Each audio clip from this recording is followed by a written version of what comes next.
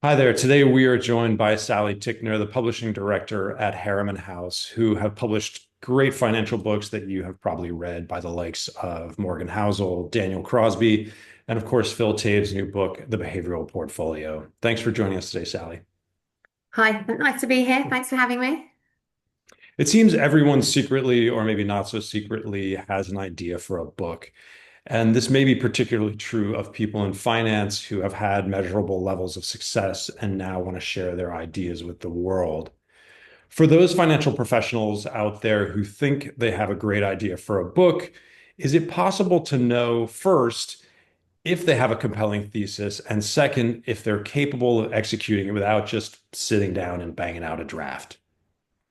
Oh, great question. Absolutely. I think rather than starting sort of with the proposal and carrying on with the manuscript and sort of freewheeling, we like to engage with people who have a book idea quite early in that process.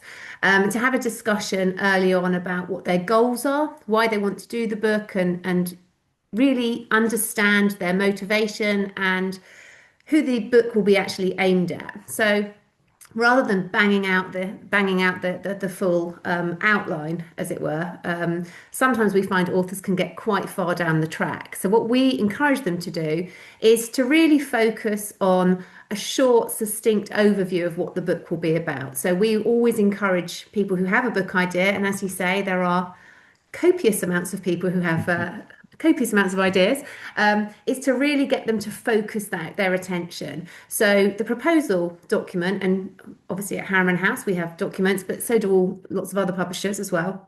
So it's really to think about, why is your book unique? Really think about how it would sit in the books in a bookshop. Is it a finance title? Is it a leadership book? Is it a business book? Is it more of a smart thinking book? So really think about what the aim and scope is. Think about where it will be positioned.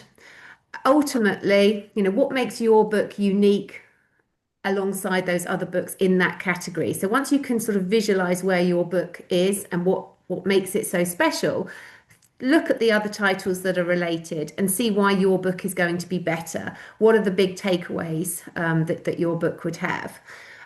We also really encourage authors to think about the primary audience and think about that reader really from the get-go. So don't start wading through manuscripts and hacking through drafts of your kind of book idea. Really think about mind mapping first, what that book's going to be about. Ideally, we like people to really think about a table of contents. So once you're thinking about your strength and why you're an expert on that particular area of a book, think about the chapter headings and then write a sentence or two about what you're planning to actually cover. Once you've started to pull together what your book is looking like, then really have a sort of a play with some sample chapters. Talk to peers, talk to colleagues about whether they think that style is accessible and really is going to resonate with your audience, and tweak as you go. And then at that point, talk to a publisher. And obviously, publishers will also have their own interpretation and their own view of how they can shape it and how to make it more marketable. But rather than sort of plow on your own and write this big tome, we say, start with really thinking about how you're going to actually structure it first and keep that quite simple, and then we can take it from there.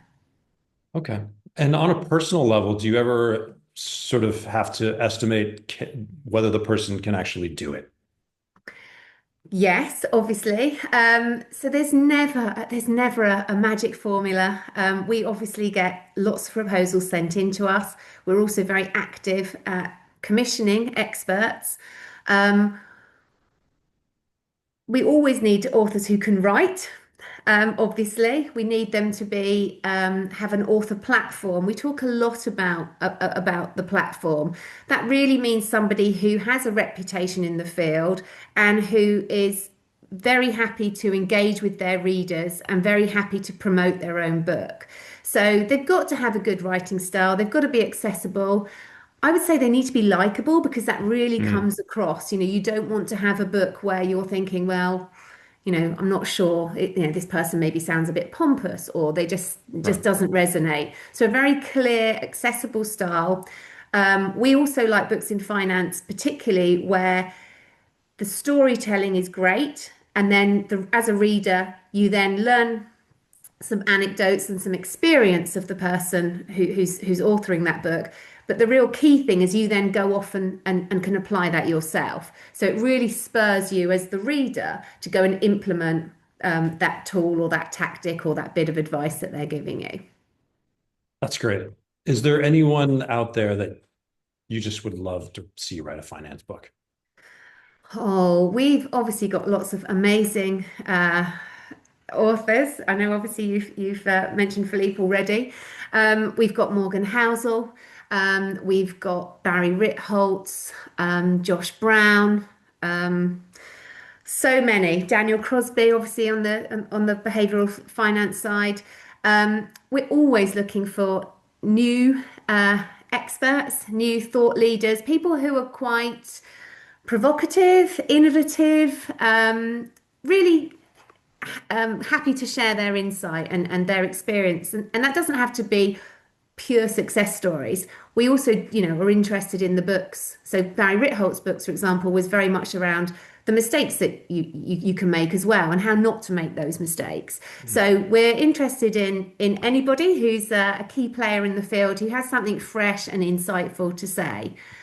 We do have some sweet spots. So retirement books, for example, as we've talked about behavioural finance as well. It's always an area that we're particularly keen on, but we're very open to ideas. So All right. Looking for the sweet spots. Excellent. always hard for a publisher.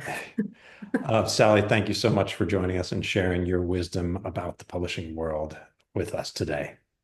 Thank you for having me. Take care.